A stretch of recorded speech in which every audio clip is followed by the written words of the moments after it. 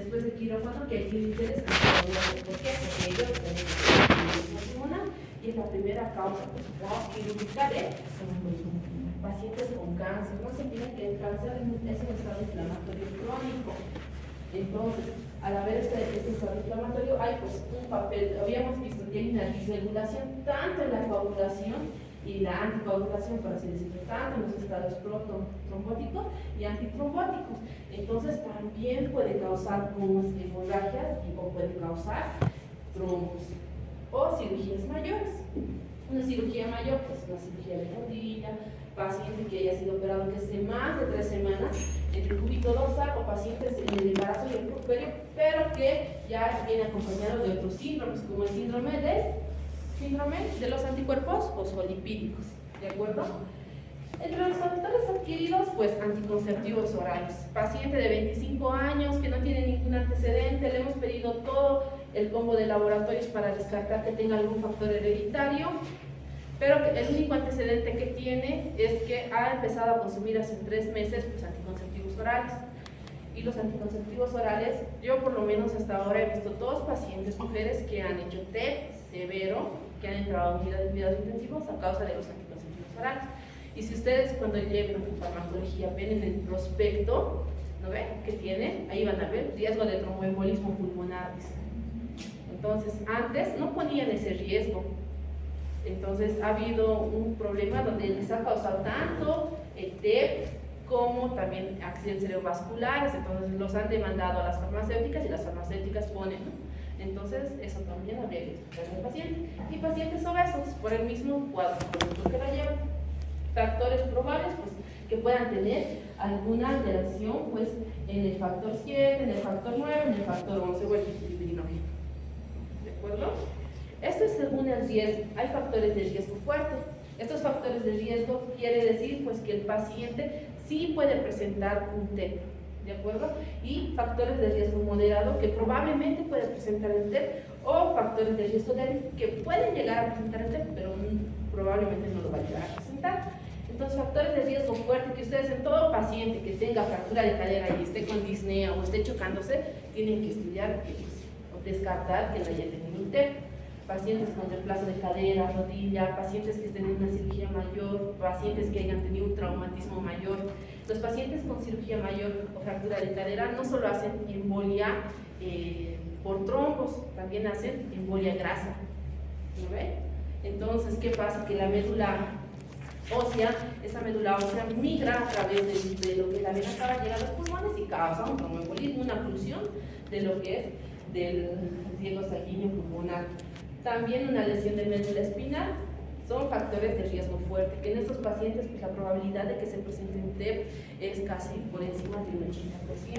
Factores de riesgo moderado, pacientes que tengan ya cirugía artroscópica, pacientes que estén con catéter venoso central, pacientes que estén llevando una quimioterapia, o que tengan falla cardíaca, tumores malignos, como lo habíamos hablado. Y esto es importante. Si un paciente ha tenido un tromboembolismo previo, entra, ¿no? Entonces sí hay que descartar que nuevamente se esté trombosando. Factores débiles, pues, reposo, que sea anciano o obeso, que pueden presentar de igual manera, ¿de acuerdo? Entonces eso es muy importante. Entonces yo en su examen les voy a preguntar esto. ¿Cuáles son los factores de riesgo, ya sean fuertes, moderados o débiles? Esto les voy a poner ahí, ¿no? Entonces, esto repasen para su paciente. ¿De acuerdo? Entonces, si hablamos de la etiología y de la fisiopatología, pues vamos a hablar de esta triada que es muy común, ¿no? La triada de Virchow, que nos habla que va a haber un cambio y va a haber una estasis sanguínea, un daño endotelial y una hipercoagulabilidad. Entonces, todo esto va a llevar a esta alteración. ¿Esto a nivel de dónde se va a dar? ¿De dónde? Si va a los pulmones, ¿dónde creen que va a estar localizado el problema? Y va a haber la formación de coágulos. Sí, ha migrado el trombo a la arteria pulmonar, pero ¿de dónde ha migrado? ¿Desde dónde? Desde los miembros inferiores, ¿no ve? Desde el sistema venoso profundo de los miembros inferiores. Entonces, ¿qué pasa? Hay pacientes que ya sea porque están de cúbito dorsal o porque han tenido traumas a ese nivel, pues que van a causar daños arteriales, se va a llevar a una éxtasis, como ya hemos llevado el tema de inflamación, va a haber toda la cascada inflamatoria que se va a desencadenar, va a haber hipercoagulabilidad y todo va a formar un trombo. Este trombo va a migrar hacia los pulmones, ocluyendo la arteria pulmonar casi en su totalidad o parcialmente. Y esto va a depender si pues es un TEP con inestabilidad hemodinámica o es un TEP sin inestabilidad hemodinámica que se puede manejar de manera ambulatoria. ¿De acuerdo? Entonces la primera causa es pues, la trombosis venosa profunda. Entonces todo paciente que tiene trombosis venosa profunda, que ya tiene alteración a nivel de lo que es el sistema venoso, tanto profundo, superficial, y una insuficiencia venosa, pues estos pacientes necesitan tratamiento, ¿de acuerdo? Pero principalmente el sistema venoso profundo, ¿de acuerdo? En cuanto a la fisiopatología, pues principalmente, ¿qué va a condicionar el TEP? Va a ser a la obstrucción vascular.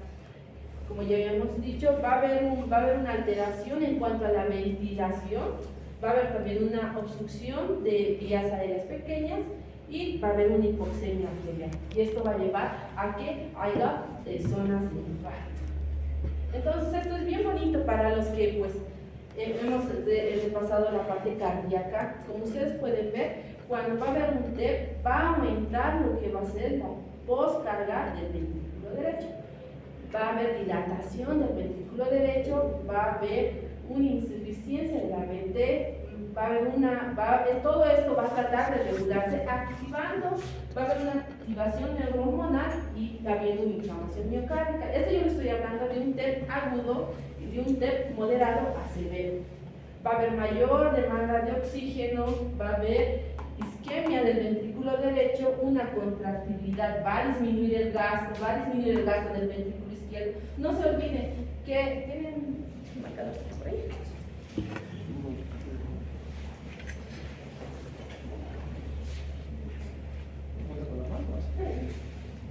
No se olviden que el corazoncito cuando nosotros lo cortamos es así, ¿no ven? Este es nuestro ventrículo izquierdo, que ya hemos dicho, y este es nuestro ventrículo derecho. Y esto, pues, si el ventrículo izquierdo se va a sufrir o va a tener alguna alteración, lo que va a pasar es que va a restringir su precardia y poscardia. Lo derecho, no se olviden que el ventrículo derecho trabaja por volumen. Entonces, ¿qué pasa? Si hay una disminución, si hay una menor contractibilidad del ventrículo derecho, lo que va a hacer es la precarga del ventrículo izquierdo va a disminuir. ¿Y qué va a haber? Una disminución del gasto cardíaco. Y va a disminuir, ¿qué va a disminuir si baja el gasto cardíaco?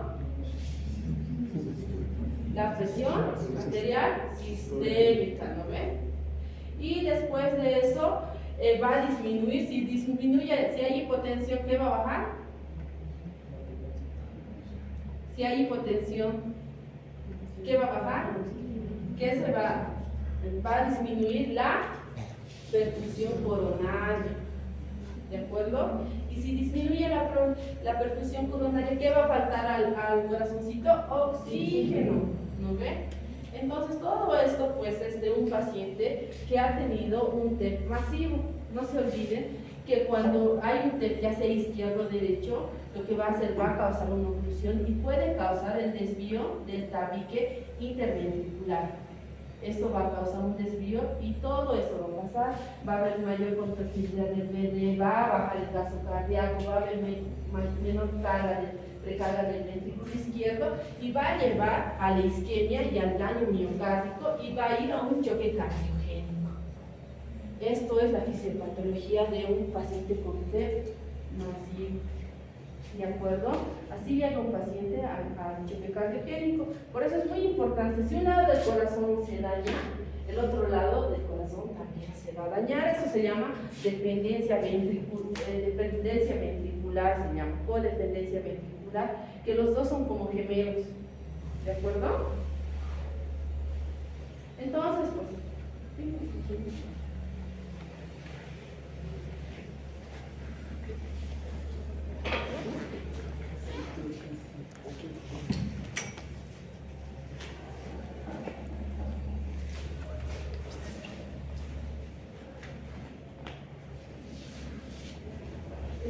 va a llevar a hipoxemia, y la hipoxemia que va a llevar a zonas de infarto.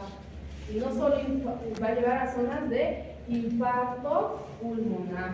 Entonces, ¿cómo creen que ustedes, si yo le pido troponinas a mi paciente con tromboembolismo pulmonar, cómo creen que se va a encontrar? Las troponinas. Si hay una mayor contractibilidad del ventrículo derecho, menor contractibilidad del ventrículo derecho, si disminuye el gasto cardíaco y hay isquemia, ¿cómo creen que se va a encontrar? Se va a encontrar elevadas. Entonces, tú ves a un paciente, llega un paciente con disney, llega un paciente que está con troponinas elevadas. Tú piensas que es infarto, pero también se debe descartar que sea un tromboembolismo pulmonar. Por eso el tromboembolismo pulmonar se le llama la gran simuladora, ¿de acuerdo? Porque te puede simular varios cuadros.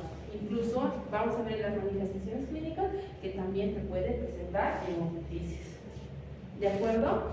Después la hipoxemia te va a llevar a alteración en cuanto a la ventilación, perfusión, que va a estar incrementada, te puede producir cortocircuitos pulmonares o cardíacos y también una disminución de gasto cardíaco. Ya lo habíamos hablado aquí, ya para que lo entiendan mucho mejor, pues lo que va a comprometer principalmente va a ser el transporte de oxígeno y dióxido de carbono cuando hay un TEP.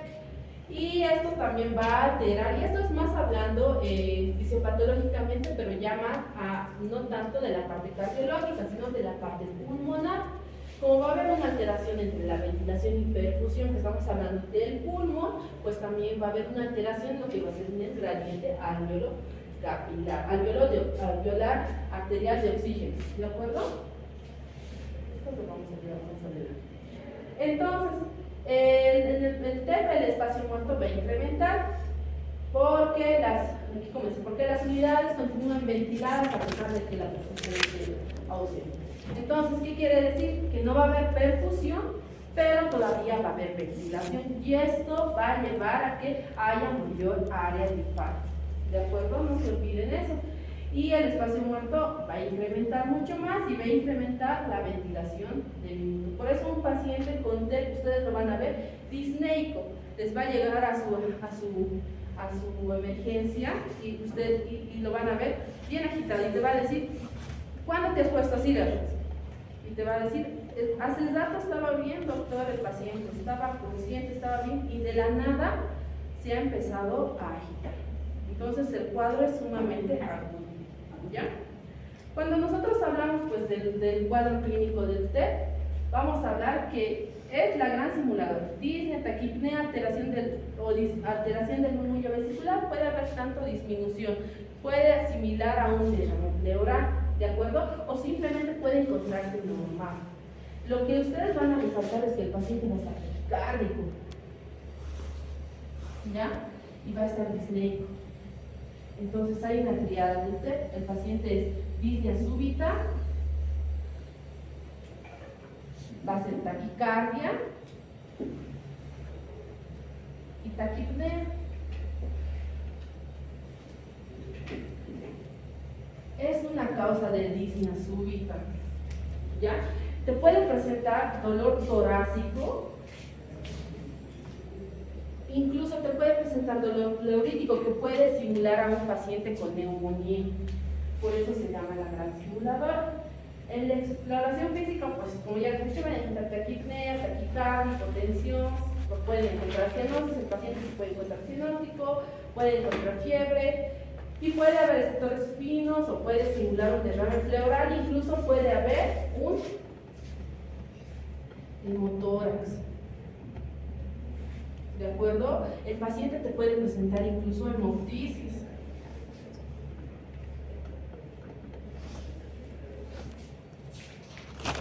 Es muy importante descartar esto.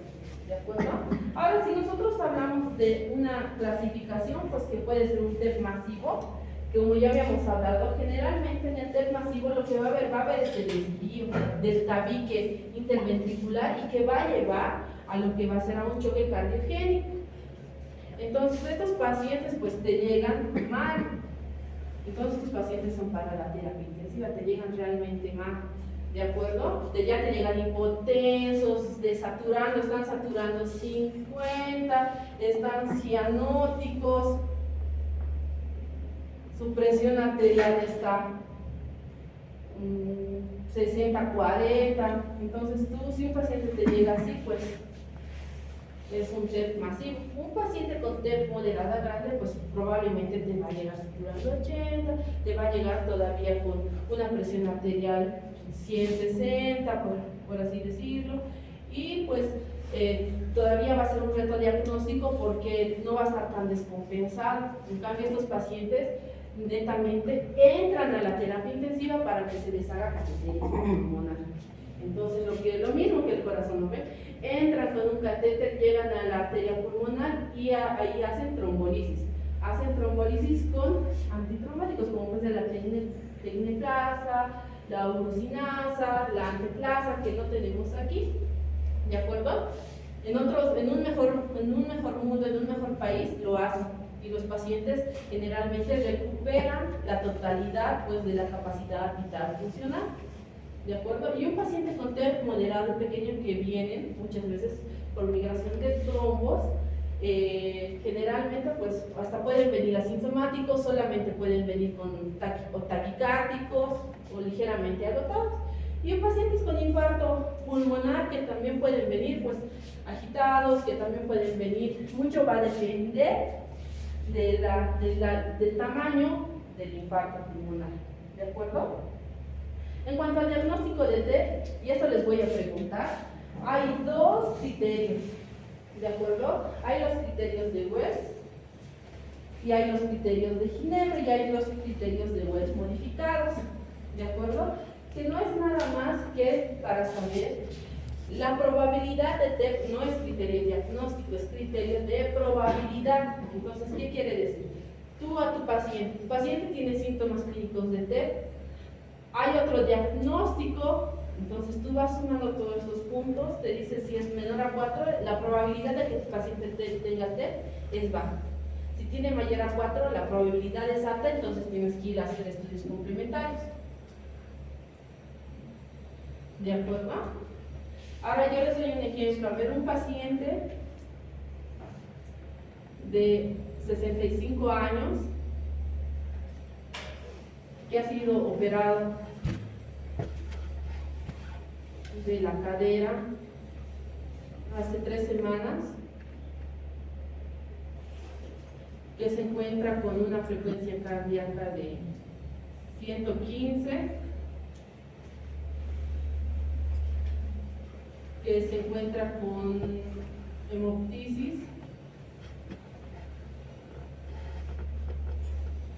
y que ha tenido inmovilización prolongada. ¿Cuánto le saldría su ES? 5.5 le sale.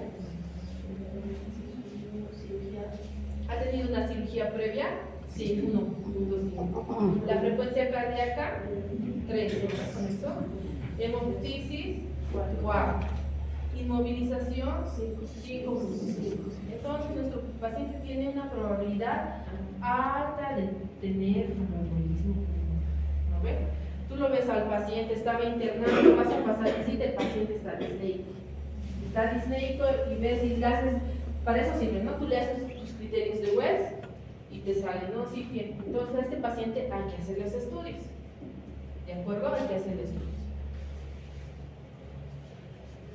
Y tenemos los criterios de Ginebra, que es muy similar a los criterios de Wells, que igual nos ayuda pues, para ver la probabilidad si el paciente tiene TEP, ¿no? Es netamente clínico. Como ustedes pueden ver, aquí ya vemos si el paciente tiene dolor unilateral en la pierna, si el paciente tiene hemoptisis, la frecuencia cardíaca es muy similar a los criterios de Wells, pero es importante que ustedes sepan que ya están dos tablas. Ya hay otra más, que es la de Padua, que justo no la puse, pero eso ya es para trombosis venosa profunda. ¿De acuerdo? Estos también son los criterios de Ginebra. Como pueden ver, son netamente clínicos y puedes ver la probabilidad clínica baja, intermedia, alta, o puedes ver la probabilidad clínica en TEP improbable, que tú le haces todo eso a tu paciente y es un TEP improbable, entonces te vas a enfocar en buscar otras cosas. Que un paciente internado no solo puede tener tromboembolismo pulmonar, ¿qué otra patología creen que puede tener? Puede tener neumonía. ¿Qué más puede tener? Si está tosiendo, está disneico, puede tener derrame pleural por sobrecarga de volumen, puede tener neumonía, que es muy frecuente. Entonces, si la probabilidad clínica te sale baja, muy probable, entonces tienes que buscar otra causa. Otra causa que no sea TEP. ¿Qué tal y tu paciente? A ver, yo les voy a dar acá. Otro paciente. Paciente de 25 años. 25 años. Internada por cesárea. Frecuencia cardíaca 60. Frecuencia respiratoria, hemoptisis de 32, hemoptisis. ¿Cuánto le sale su score de Ginebra? Edad mayor a 65 años, no cumple. Del previo no nos menciona, no cumple. Cirugía o fractura, cumple. No. Un mes menos por la cesárea. Malignidad activa, no cumple. Dolor unilateral, no cumple. Hemoptisis 4. ¿No? Frecuencia cardíaca, no cumple. ¿De acuerdo? Entonces, pues está entre 4 y 10, intermedio. Entonces, ahí debemos valorar pues otras patologías. ¿De acuerdo? Si fuera baja, de plano tú tienes que valorar otras patologías como una neumonía. Entonces, hay los casos así donde tú puedes también hacerle, no es a todos pedirles pues laboratorios, porque no se olviden que el gol estándar, que eso también les voy a preguntar, ¿cuál es el gol estándar para el test? No, dímelo de no sé. No, es ecografía. Ecografía de las pantallas. Dime, ¿cuál es? ¿Qué te imaginas? Equivóquense. Ecocardiografía. No, ecocardia no es el gol estándar. ¿Tomografía? ¿Qué tipo de tomografía? ¿Qué? O todas las tomografías son axiales computarizadas. La tomografía de abdomen axial computarizada. ¿Qué tomografía creen? ¿Creen que ustedes, en dónde tendríamos que buscar pues la causa, el origen de la desaturación, de la hipoxemia, de la alteración de la ventilación, perfusión, toraxia? Pero ¿en qué lugar exactamente? ¿Qué es el tromboembolismo pulmonar mediante dicho? Es la obstrucción de las arterias pulmonares. Entonces, ¿qué le pediríamos? Una tomografía con Concentración, ¿qué se llama? Angiotac, pues no ves. Angiotac, si están en las arterias. Entonces, eso va a ser pregunta de examen, ¿no ves? ¿Cuál es el gol estándar de la tomografía del tromboembolismo pulmonar? Es el angiotac. No se olviden, con angiotac tú puedes diagnosticar TEP. El dímero de no es diagnóstico de TEP, sí te puede orientar. Entonces, ¿qué pasa si mi paciente me sale alta? Pues yo le voy a pedir dímero de. Si el dímero de me sale alto, pues sí le voy a pedir angiotac. ¿De acuerdo? Entonces aquí, pues, como pueden ver, es una placa de radiografía, de tórax, PA. Y en la placa de radiografía de tórax, pues, se pueden presentar distintos, por así decirlo, pues, signos radiológicos, como pueden ver aquí, la joroba de Hampton.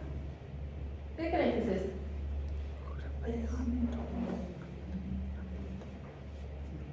¿Será líquido?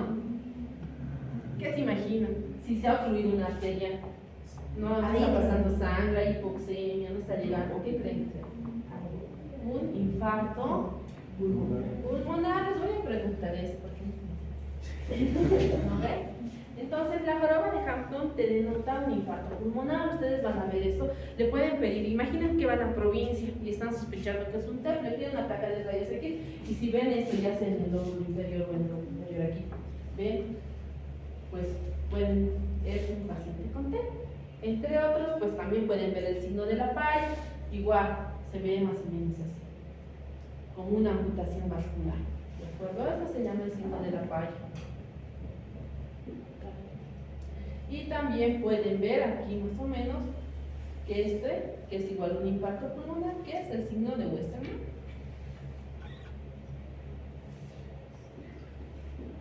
Entonces esto pues les va a servir nada más y nada menos que para pues, ver si tu paciente, si tú te encuentras con algo así y el paciente con toda la clínica, ese paciente vas a iniciar anticoagulación lo más antes posible. ¿De acuerdo? Entre otros signos que puedes ver, pues entre otras anormalías, pues puedes ver una elevación del diafragma, puedes ver como estas pequeñitas de aquí que no se ven bien, atelectasias tanto laminares, puedes ver atelectasia del pulmón, puedes ver derrame pleural, incluso puedes llegar a ver hemotórax. ¿De acuerdo? Puede venir un paciente con hemotórax, te viene aquí con hemotórax. Y tú dirás, ¿cuál es la causa de hemotórax? Trauma, no, pero está con dificultad respiratoria. ¿Qué será? No se ha caído, no se ha fracturado, no ha recibido golpe. Entonces, pero puede ser por un tromboembolismo pulmonar. Por eso se le dice la gran simuladora. Por eso van a ver, hay algunos que dicen, los internistas a todo le ponen TEPS. A todo van a ver, todo es TEP para los internistas. Entonces es porque realmente pues simula muchas cosas, ¿de acuerdo? Aquí está nuevamente, no se olviden que esta joroba de Hampton es nada más que un infarto pulmonar, un segmento pulmonar, y lo mismo con el signo de Westermann. ¿Qué ven en el electrocardiograma en un paciente con un embolismo pulmonar? Entonces, como el paciente va a estar taquicárdico, su frecuencia cardíaca va a estar 120, ¿qué van a ver? Taquicardia sinusal. Puede aparecer fibrilación auricular por la taquicardia, puede aparecer. Después el QRS va a estar también desviado. ¿Qué más van a ver? Inversión de la onda T pueden ver tanto en un paciente con tromboembolismo pulmonar como en un paciente con un infarto. ¿De acuerdo? Y principalmente esto. Entonces hay tres cosas bien principales que se ven. Una taquicardia sinusal, un bloqueo de rama derecha, de nueva aparición que sea completo, y pueden ver lo que se llama alternancia eléctrica.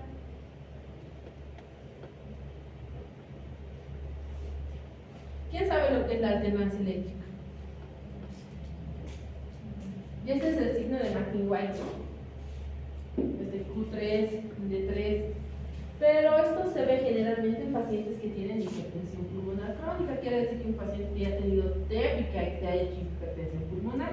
Pero en un paciente con un TEP agudo vas a ver estas tres cosas: taquicardia, aunque sea sinusal, bloqueo de rama derecha completa y alternancia eléctrica.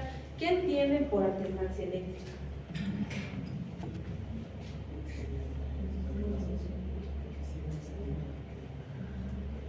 Alternancia eléctrica es lo siguiente, que no lo van a ver muy frecuente en sus pacientes. Miola B, mi complejo, miola D, miola B, mi complejo. Entonces, alternancia eléctrica es cuando mi complejo puede ser, uno está grande y otro chiquito. Miola B, mi complejo, y esto van a ver en un paciente con taquicardia sinusal, que es este que haya hecho un TEP.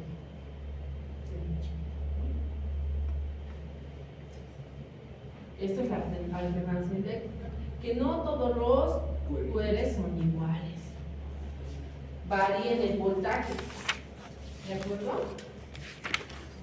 ¿Puede presentarse con fibrilación? Sí, pero lo que principalmente van a ver es taquicardia sinusal.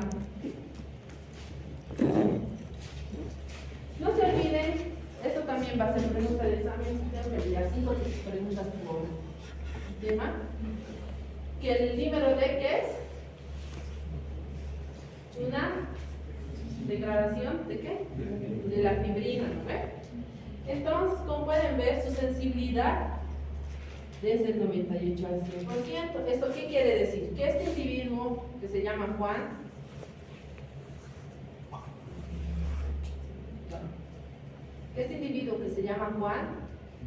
pues, si le sale el dímero D elevado, puede o no tener TEP, pero si le sale el dímero D disminuido, no tiene TEP. ¿Por qué? Porque la sensibilidad, o sea, que dice que este paciente no está enfermo, es del 98 al 100%, pero la especificidad para el tromboembolismo pulmonar es del 35 al 39%. ¿De acuerdo? No sirve como diagnóstico. Entonces, el dímero D te puede decir, este paciente puede tener TEP, puede sospechar de TEP, pero si te sale negativo, no tiene TEP. Puedes descartar que tenga por la sensibilidad. Entonces, les voy a preguntar eso especialmente, la sensibilidad y especificidad, que es bien importante, ¿de acuerdo? Porque si tu dímero D te sale negativo, que el valor normal es el valor normal es 60 multiplicado por el valor normal es el peso multiplicado por 10, digamos, si mi paciente pesa 60 será 600, ¿no ve? Entonces mi paciente tiene que tener un dímero D esperado de 600, ¿de acuerdo? Ustedes van a ver, en algunos dicen 225, ahí como su parámetro, ¿no? Pero lo que las guías te dicen es que pues tienes que multiplicar 10 por el peso. Si mi paciente tendrá pues 50, su dímero D esperado debería ser 500. ¿No ven? Eso también les voy a preguntar. ¿De acuerdo? Entonces, si mi paciente tiene 55, 555, porque a veces sale, ¿no? 555, mi paciente con 80 kilos. Y el parámetro que te dan los laboratorios es 500. Y viene, puta, no, 555, debe ser TEP. No, no es TEP, buscale otra cosa. Ahí no es TEP, ¿de acuerdo? Porque el parámetro de mi paciente, ¿cuánto sería? 800, ¿no ve? Entonces es muy importante saber eso. La especificidad para el TEP es baja, pero la sensibilidad es para descartar casi el 98 al 100%. Eso tienen que saber, eso les preguntan hasta en la residencia.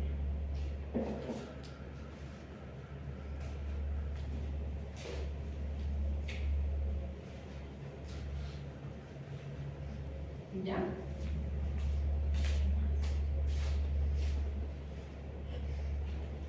Ahora, ¿en qué casos puede estar aumentado el dímero D? El dímero D, como les digo, aquí el Juan puede tener su dímero D de 2000. Y tú dices, puta, no, 2000 debe ser TEP. Dices, no, no es TEP. ¿De acuerdo? Pacientes con cáncer, no se olviden que es la degradación de la fibrina. Pacientes con cáncer pueden tener incrementado el dímero D. Inflamaciones pueden tener. Pacientes con infecciones pueden tener. Pacientes con infarto pueden tener.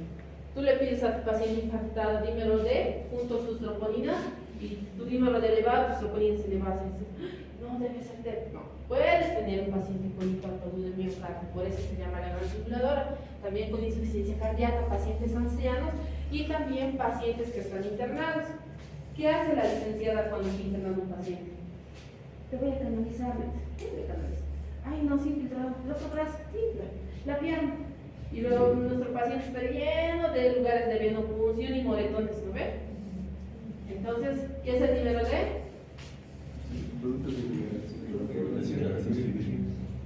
Entonces, ¿va a estar incrementado o no va a estar incrementado? ¿Cómo es? Si está y si un paciente tiene un traumatismo y tiene un moretón en el glúteo, ¿va a estar incrementado o no va a estar incrementado? ¿Cómo es? Va a estar elevado. Entonces, como les digo, el dímero D no es diagnóstico de TEP. El diagnóstico de TEP es la angiotomografía continua. o la angiotomografía pulmonar, ¿ya? Entonces, porque tiene una sensibilidad de un 83%, una especificidad del 96%, ¿de acuerdo? El valor predictivo negativo es del 96%, casi el 100%, ¿de acuerdo? Si realizas con un test de hueso. O sea, quiere decir que tú tienes una angiotomografía, tú ves más, ese paciente no tiene TEP. Entonces, por eso es el gol estándar del diagnóstico de TEP. Mira, el valor predictivo positivo es del 92 al 96%. ¿De acuerdo? Y hay otro, gamografía pulmonar en pacientes renales que no pueden, porque la angiotomografía pulmonar se hace con contraste. ¿De acuerdo?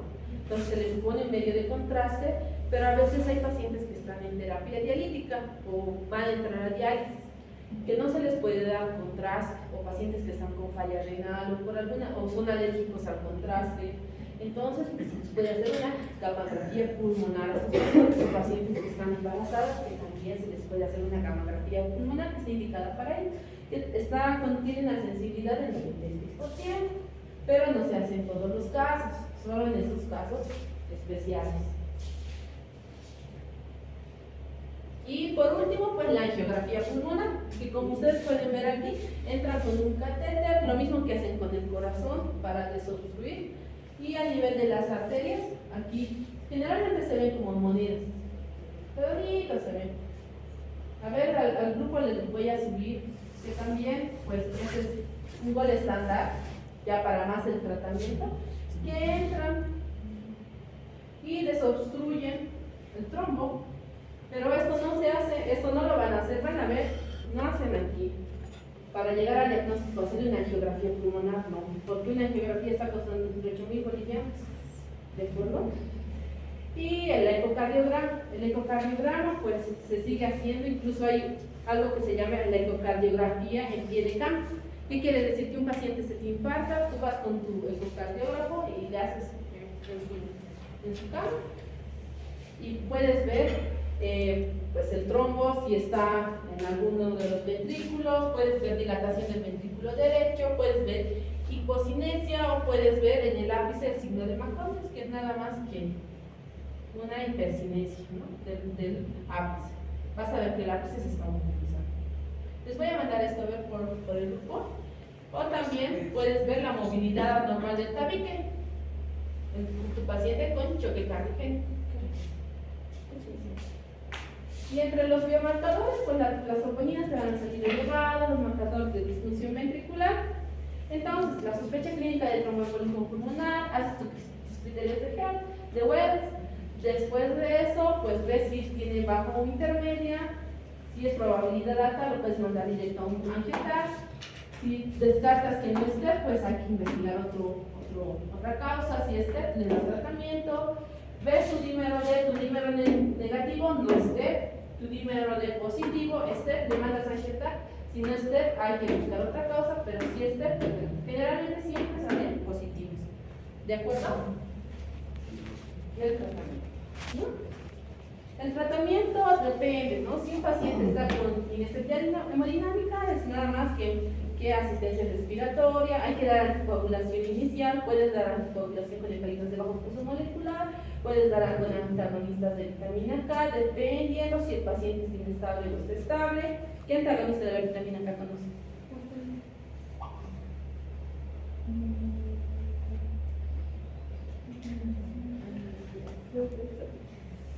¿Qué antagonista de la vitamina K conoce? ¿Todavía tendría la warfarina o puede, es que yo he visto que el mecanismo de acción de la warfarina era a nivel de la enzima que me produce la vitamina K? Sí, es uno de los antagonistas de la vitamina K, ¿de acuerdo? Pero por ejemplo, la warfarina en un tiempo inhibe lo que es, inhibe la proteína S, entonces puede también desencadenar un cuadro trombótico. Por eso se hace una terapia fuerte, se inicia primero farina, se le da 3 días warfarina hasta que tenga su efecto de acción deseado, que va a inhibir lo que es la vitamina K como tal, o la enzima de la vitamina K, y posteriormente, pues, recién ya se le deja al paciente con warfarina. No se le inicia, sino más, tú no le puedes dar warfarina a tu paciente, porque los 3 primeros días la warfarina potencia inicializa el estado procoagulante, entonces se puede reinfartar. Por eso se llama terapia puente. Eso lo van a llevar en farmacología. ¿De acuerdo? Dar asistencia hemodinámica, respiratorio, oxígeno, ver si el paciente requiere fluidos, pues si está muy delicado, usar vasopresores, si está haciendo choque cardiogénico, usar dobutamina, y si el paciente pues ya está en un choque totalmente ya obstructivo o mecánico, pues el paciente ve la ECMO, ¿no? Si le van a hacer una angiografía. Realmente yo no he visto pacientes, a veces se mueren los pacientes con TEP. En 2 casos he visto que les han hecho angiografía pulmonar, es realmente una belleza de intervencionismo. Y anticoagulación, que se inicia con la heparina de bajo peso molecular, pueden calcular la enoxaparina o pueden usar los NACOS.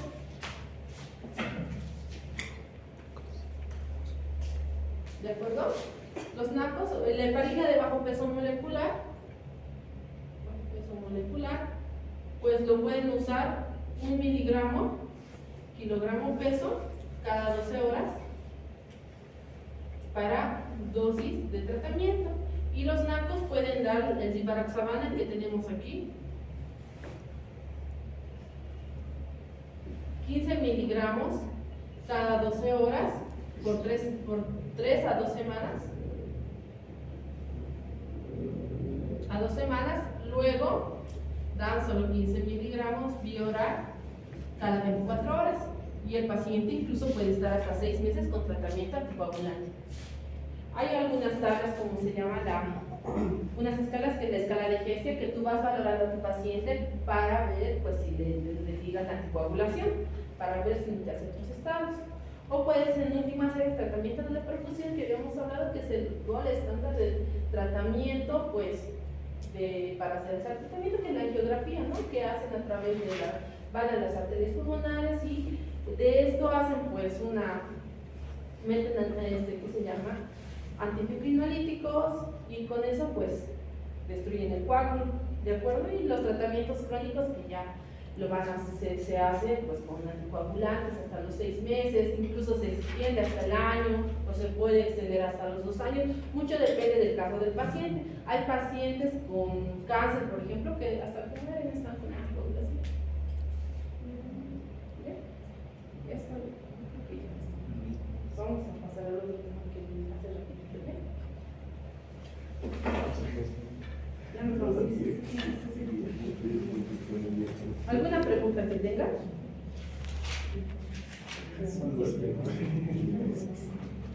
¿Alguna pregunta que tenga? Factores de riesgo, fisiopatología, vamos a pasar rápido. Nada más que el concepto pues es una enfermedad frecuente que se puede prevenir, que se puede tratar en un momento, que tenga una anormalidad de las vías respiratorias, que se va a ser causada por una exposición a partículas de gas. Esto no lo digo yo, lo dice la GOL 2019, ahora ha salido recientemente un nuevo GOL, cada año se actualiza. No se olviden que cuando hablamos de EPOC hablamos de 2 cosas, bronquiolitis y enfisema. ¿Ya? En cuanto a la epidemiología, es la tercera causa de muerte pues, a nivel mundial de pacientes con patología respiratoria. Lo malo que, pues, ahorita, ¿cuántos de ustedes fuman aquí? Así sin mentir. 10. Miren quién habla. ¿No fuman? ¿No fuman? Fumaba, que es diferente, ya no fuma. Yo les veo a los internos ahí bien con su guacapolvo, bien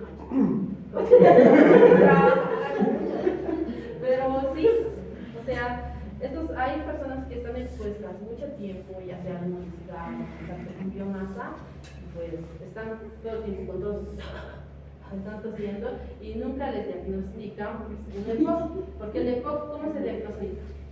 Se diagnostica con espirometría, ¿no ven? ¿Ya? Entonces, pues es la causa mayor de mortalidad, tiene un impacto socioeconómico. Van a haber pacientes con EPOC severo, que es como la insuficiencia cardíaca, que no sé si lo hemos llevado, lo vamos a llevar más adelante. Pues van a ver estos pacientes que no pueden respirar y que ya no pueden hacer nada por ellos porque su pulmoncito prácticamente está totalmente expulsado. Entonces, ¿qué vas a hacer? Le vas a dar respirador para que está tratando aire. Ya no sirve ese pulmón. ¿Qué tienen que ir? A trasplante pulmonar, ¿no ve? Entonces, a veces estos pacientitos van a cuidados paliativos porque ya no pueden respirar, ¿de acuerdo? Todo el tiempo tiene que estar con oxígeno, por eso causa gran impacto socioeconómico, es un problema actualmente de salud pública y sigue siendo la tercera causa de muerte mundial, tanto como muerte, ¿de acuerdo? Y las tasas de mortalidad han incrementado sobre todo por el hábito tabáquico. Entonces, principalmente, pues factores de riesgo, el cigarrillo, ¿no ve? Por eso es muy importante sacar el índice tabáquico, ¿no ve? En las historias clínicas, cuando ustedes sean internos, pacientes que fuman, saquen su índice tabáquico. Quizás les pueden ayudar un poco a prevenir esto de un poco, que es que dejen de fumar. La edad y el sexo también es importante, principalmente pues en pacientes hombres, porque tienen más sexo que tienen más hábito tabáquico. Puede haber alteraciones genéticas como la alteración del déficit de angiotensina 1, que puede condicionar fibrosis pulmonar. Pacientes que tienen exposición a ¿cómo qué? ¿Qué se imaginan? ¿Qué pacientes pueden tener EPOC? Los que fumigan van al diálogo. Fumigan. Entonces están todo el tiempo inhalando. ¿Ves? ¿Qué más? Pacientes que trabajan en las minas. ¿Qué más? Los que trabajan en laboratorios. También. El señor que está todo el tiempo es este que se llama carpintero y está lijando su madera. ¿Qué opina? También. Las peluqueras que todo el tiempo están expuestas al tinte también. Los que trabajan en horno, tal vez con harina.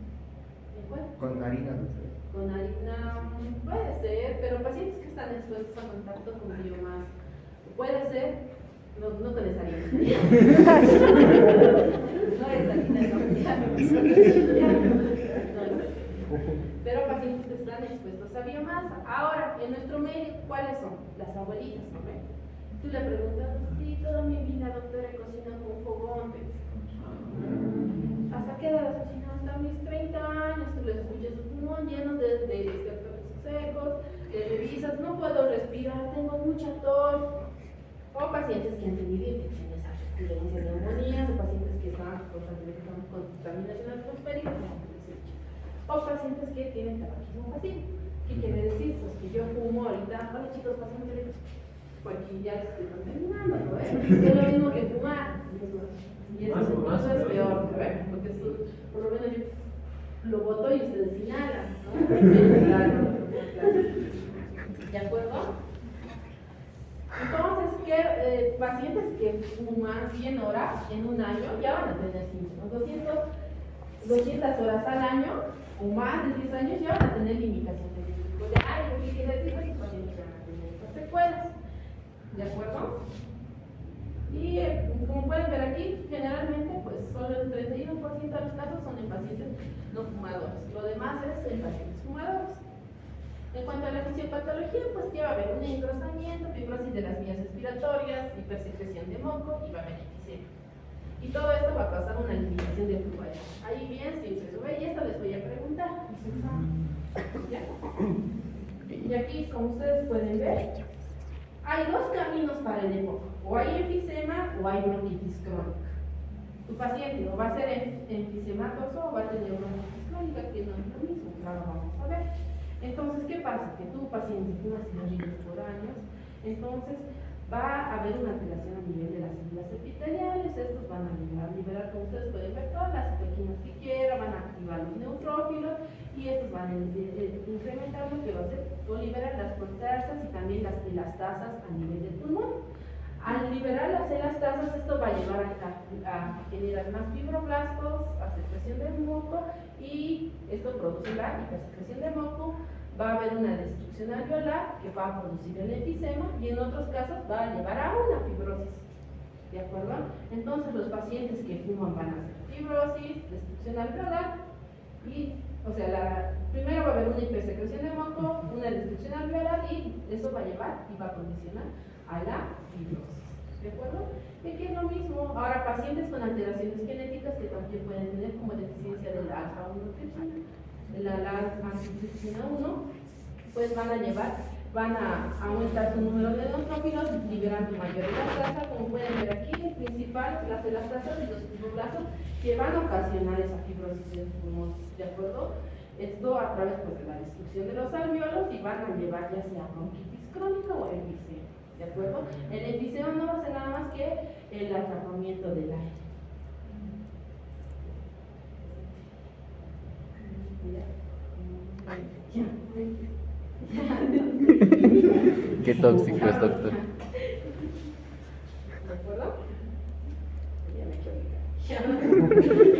Entonces, pues el humo del tabaco, como pueden ver ustedes, pues ya sea la nicotina, va a liberar todo lo que habíamos hablado, va a desencadenar agentes proinflamatorios y todo esto va a incrementar el elastase.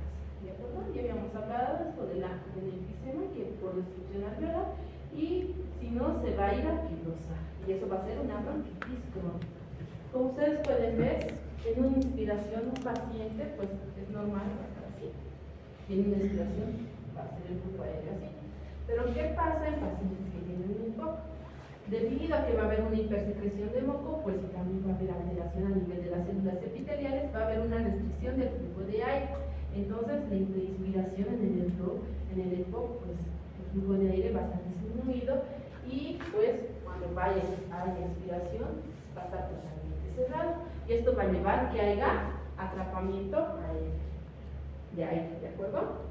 El cuadro clínico va a ser pues, un paciente con disnea de esfuerzo, con expectoración, con tos crónica. Aquí pueden ver pacientes que tengan ya sea un cuadro de bronquitis crónica o enfisema. O sea, tú que fumes cigarrillo es como si lanzaras una moneda al techo, ¿no ves? ¿Qué te va a caer? No sabes si te va a caer bronquitis o te va a dar enfisema. La lanzas tu moneda y dices, a ver, ahora que no te esfumas, si pues tu cuerpo reacciona de una manera, te va a dar bronquitis, si se reacciona de otra manera, te va a dar enfisema. ¿De acuerdo? Los síntomas son un poco diferentes. Por ejemplo, un paciente que tenga bronquitis crónica, la tos va a ser bien frecuente. Viene el paciente, se viene tosiendo todo el tiempo y la tos es seca, no tiene flemas, ¿de acuerdo? Y un paciente con enfisema te va a decir, hago ejercicio y ya empiezo a toser. Entonces, de la bronquitis crónica generalmente pues no tiene mucha flema, no, perdón, del enfisema la flema es escasa. El paciente con bronquitis crónica va a estar su hematocrito elevado. ¿Por qué creen que el hematocrito va a estar elevado? ¿Qué es lo que le pasa a un paciente con EPOC?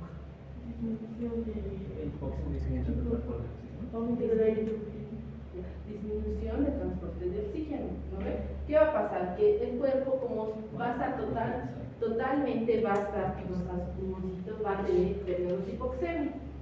Entonces el cuerpo, para que descompensa, va a decir, no le falta oxígeno, entonces le debe faltar glóbulos rojos. Entonces va a empezar a generar reducción de glóbulos rojos, ¿no ve? Y con eso va a tratar de compensar la hipoxemia que va a tener este paciente, ¿de acuerdo?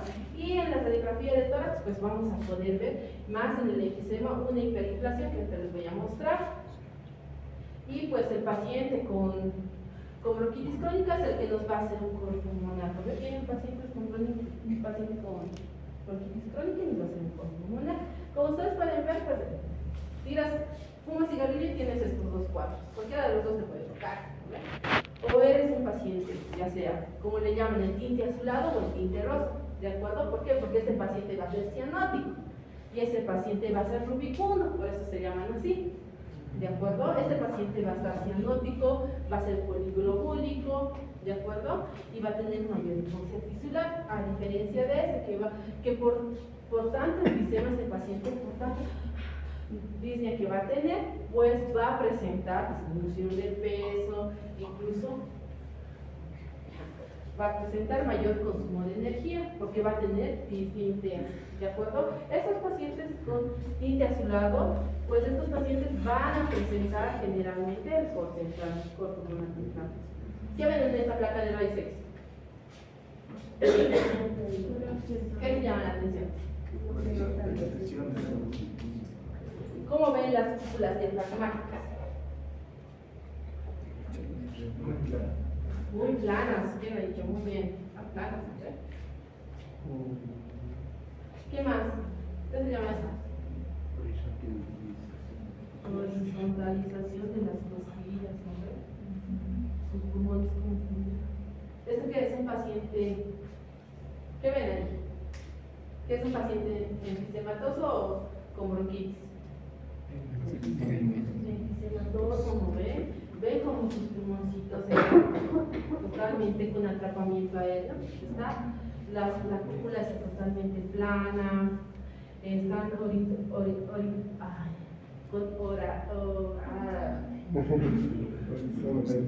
horizontalizadas, ¿no? Las costillas, y totalmente pues está enfisematos.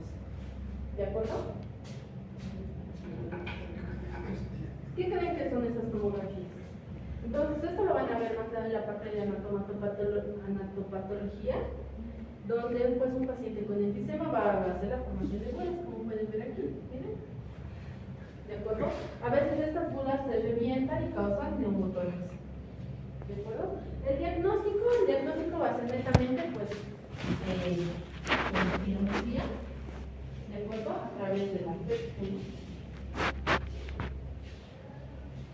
que esta tiene que estar menor a 0.7, ¿de acuerdo?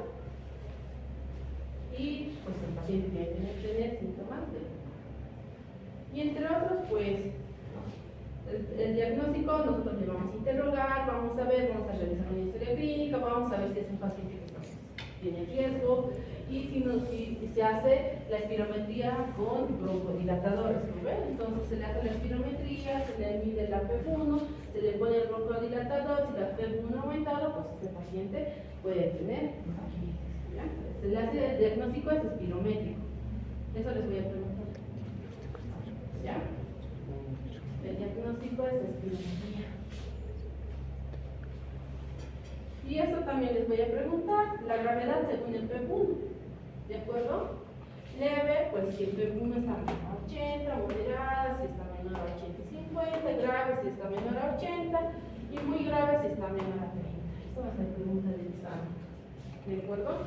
Esto ustedes lo van a ver con la espirometría. Y como en todo lado hay escalas, hay escalas del MMRC, que es nada más que como una escala, como ya hemos visto, de la NICA. ¿De acuerdo? Que el paciente te va a decir, me ahogo, me falta de aire, si hago ejercicio intenso, y el número 4, pues, te va a decir, me ahogo con solo desvestirme o bañarme a esfuerzos mínimos. ¿De acuerdo? Estos también son otros criterios de gravedad que también leve, moderada y severa, pues si el paciente va a tener alguna de esas características, si el paciente ha presentado exacerbaciones. ¿De acuerdo? Las exacerbaciones es según la internación que el paciente va a presentar. Si el paciente se ha internado una vez o dos veces, pues puede estar teniendo una exacerbación. Si el paciente ha tenido una exacerbación, si el paciente ha tenido dos exacerbaciones, pues es un paciente muy grave. Entonces también se ve la estratificación según la gravedad. ¿De acuerdo? Se hace pues la confirmación diagnóstica bajo una espirometría con broncodilatador y entre otros diagnósticos diferenciales de POC. ¿Qué patologías ustedes creen que? ¿Qué otras patologías hay? Tuberculosis, un EPOC.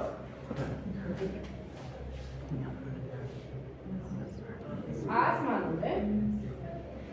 Entonces, pues.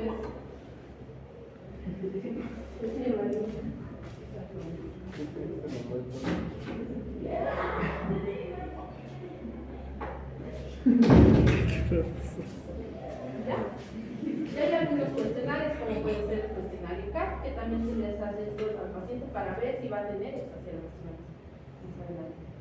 Y entre cuanto a otros estudios complementarios, pues se les ve al paciente si le masa corporal, frecuencia, si el paciente tiene comorbilidades, el grado de disnea que pueda tener, el paciente si tiene radiografía de tórax, el hemoglobina hematocrito, gasometría arterial, que es muy importante. Ya hay un índice de comorbilidad de Cote, que quiere decir que si tiene alguna otra enfermedad, que esto puede llevar a que el paciente pues se convence ya más seguido, que tenga exacerbaciones más seguidas, como que pueda tener diabetes, cáncer, que tenga otra patología, y esos índices se sacan a nivel de una puntuación, y esa puntuación pues te va a dar ya sea la gravedad que ese paciente probablemente pues tenga riesgo de fallecer, ¿de acuerdo?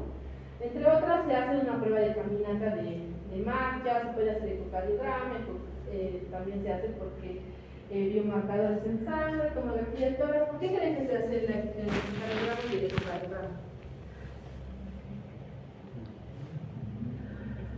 y también la capacidad de difusión del monóxido de carbono. No se olviden que ellos retienen harto monóxido de carbono. ¿Por qué creen que le hacen el electrocardiograma?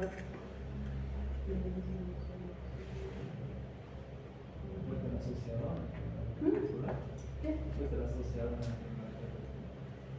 No, el EPOC no. O sea, puede llevar el EPOC pues a que el corazoncito falle. ¿No ve? ¿Qué pasa? ¿Qué pasa? Habíamos hablado, ¿no ve? El BD. ¿Qué pasa cuando sube la presión de la arteria pulmonar? ¿Qué pasa si su pulmoncito está fibrosado y está reteniendo mucho aire? Bien. ¿Qué pasa si el pulmón está reteniendo mucho aire y esto aumenta y hay una hipertensión arterial pulmonar? ¿Qué va a pasar en el corazón?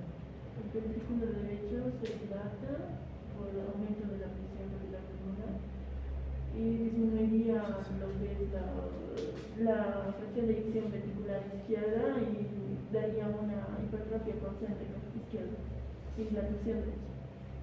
Y va a haber una alteración y este paciente va a ir a un coro pulmonar. ¿No? Por eso los pacientes van a coro pulmonar.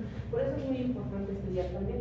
Y la capacidad de difusión de monóxido de carbono, pues sí, porque el paciente va a retener mucho monóxido o dióxido de carbono, ¿de acuerdo? Incluso hay marcadores que se hacen cuanto en peso, según la espirometría, según la segunda, el paciente está con disnea, todo esto se ve y pues sacas una puntuación y esta puntuación te va a decir pues si el paciente se puede llegar a descompensar o el paciente va a necesitar oxígeno complementario en su domicilio y todo. Hay grupos de riesgo y la GOL lo divide en 4, en A, B, C, D, que lo van a llevar más en esto en la parte de neumología cuando ustedes lo vayan viendo. Esto pues toma dos criterios, tanto la MMRC y como la CATA, ¿de acuerdo? Y cuántas exacerbaciones ha tenido en un año, si ha tenido una o dos.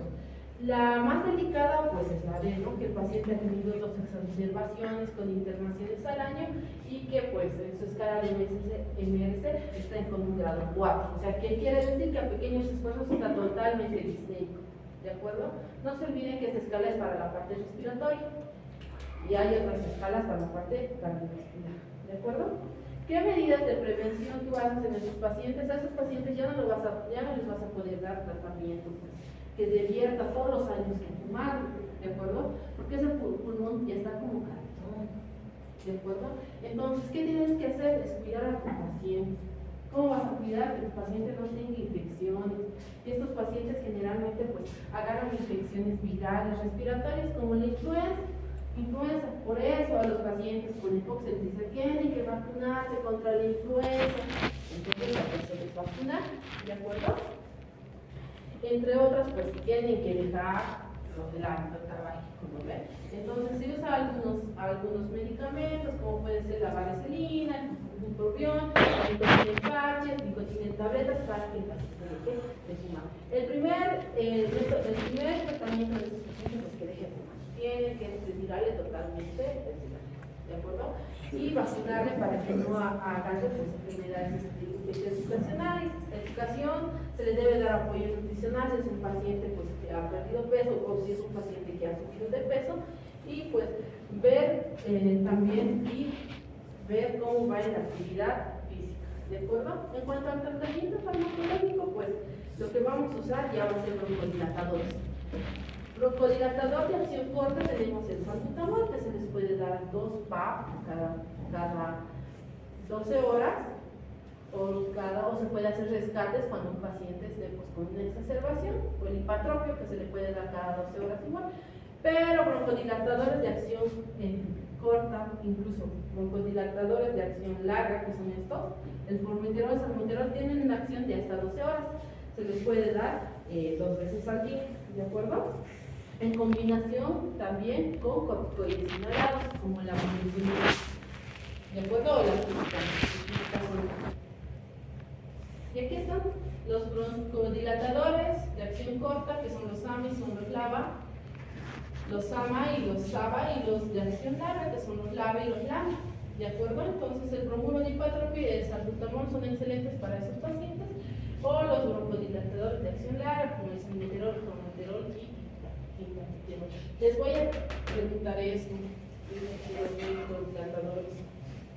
Personas Principalmente de los que hay en estos medios son el salmeterol y formoterol. No se olviden que con estos pueden hacer rescates, pueden darlos hasta cada 4 horas. Su tiempo de acción de los SABA son hasta 4 horas. O sea, pueden volver a reiniciar.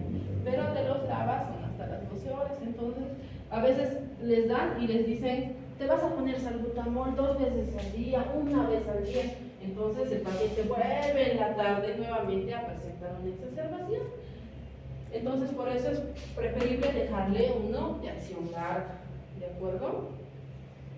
Se puede hacer terapia combinada, se puede hacer monoterapia, se puede hacer terapia tanto con LAMA y LAMA, se puede hacer en pacientes también con corticoides inhalados, que esos son los corticoides inhalados. Y generalmente, pues, los que se usan para pacientes con exacerbaciones son de acción corta, no los de acción larga, ¿de acuerdo? Y esto es, pues, lo que habíamos hablado, esto está en el web, esto es bien bonito. Yo creo que lo vamos a repasar más a profundidad. ¿Ya me lleva tiempo? No lleva tiempo. Lo vamos a repasar esta parte bien con el grupo que estamos. Y aquí pues te dice, si un paciente que está en el grupo de que es un paciente que ha tenido 2 exacerbaciones al año o un paciente que constantemente en su índice de CAP o su MMRS está pues en un grado 4, tú le puedes tratar con un LAMA, un LABA o con un corticoide inhalado. Ahora de un paciente con grupo A, pues puedes elegir el broncodilatador que quieras, puede ser un SAMA o un SABA. O un paciente con grupo B, que puede ser un LABA o un LAMA. Esto es bien bonito para que eso es nada más que eso. Puedes usar en un gol A, puedes usar un SAMA, un SABA, en un gol B, un LAMA, un LABA, y en un gol C, un LABA o un LAMA. ¿De acuerdo? Estos son los fenotipos. Yo creo que ya no sea muy difícil. Les puedo explicar esto. Los fenotipos igual. Paciente con enfisema o bronquitis crónica, paciente con un fenotipo agudizador, que puede ser con enfisema, igual, ¿no? Se puede dar un LABA o un LAMA. Esto lo vamos a repasar más, pues yo creo que lo van a ampliar más en la parte de farmacología, que es bien bonito hacer este tratamiento. ¿Por qué? Porque lo que tratamos con el paciente es pues reducir los broncodilatadores y dejarle con la menos cantidad de broncodilatadores y sin exacerbación. Por eso es importante pues, que nos infecten estos pacientes, ¿de acuerdo? Yo creo que hasta ahí lo vamos a dejar.